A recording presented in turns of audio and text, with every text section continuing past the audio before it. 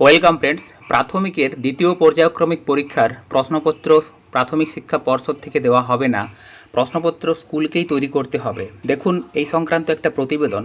প্রথম থেকে পঞ্চম শ্রেণীর দ্বিতীয় পর্যায়ক্রমিক পরীক্ষার প্রশ্ন প্রাথমিক শিক্ষা পর্ষদ করছে না, প্রশ্নপত্র স্কুলকেই করতে হবে।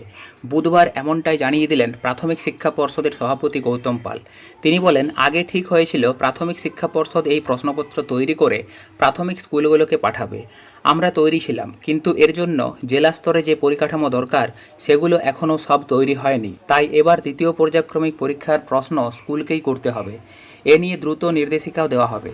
প্রাথমিক স্কুলের প্রথম থেকে পঞ্চম শ্রেণীর প্রশ্নপত্র আগে কখনোই প্রাথমিক শিক্ষা পর্ষদ করেনি।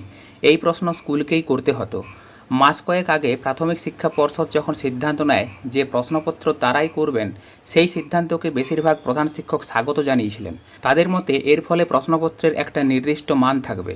প্রাথমিকে পড়ুয়াদের পড়াশোনার মান কেমন সেই সম্পর্কেও একটা সামগ্রিক ধারণা তৈরি হবে। আগামী 25 আগস্ট থেকে শুরু হচ্ছে প্রাথমিকের প্রথম থেকে পঞ্চম শ্রেণীর দ্বিতীয় পর্যায়ক্রমিক পরীক্ষা।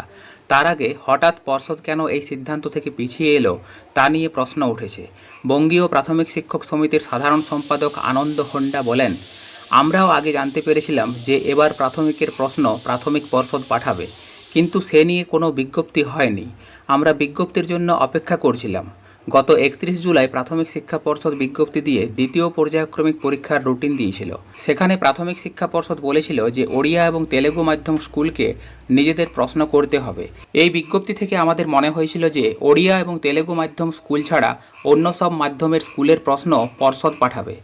সূত্রের খবর, প্রাথমিক শিক্ষা পর্ষদ খরচ করে প্রশ্নপত্র তৈরি করে ফেলেছিল।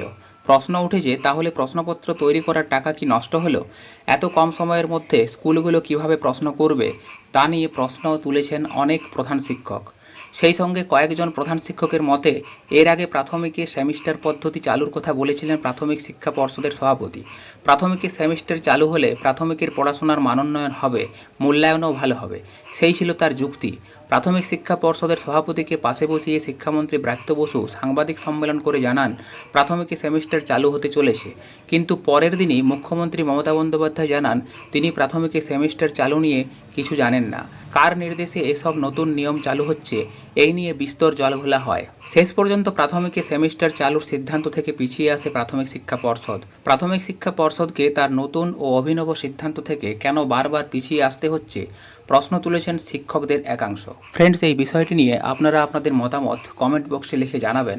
আজ এই পর্যন্তই, ধন্যবাদ।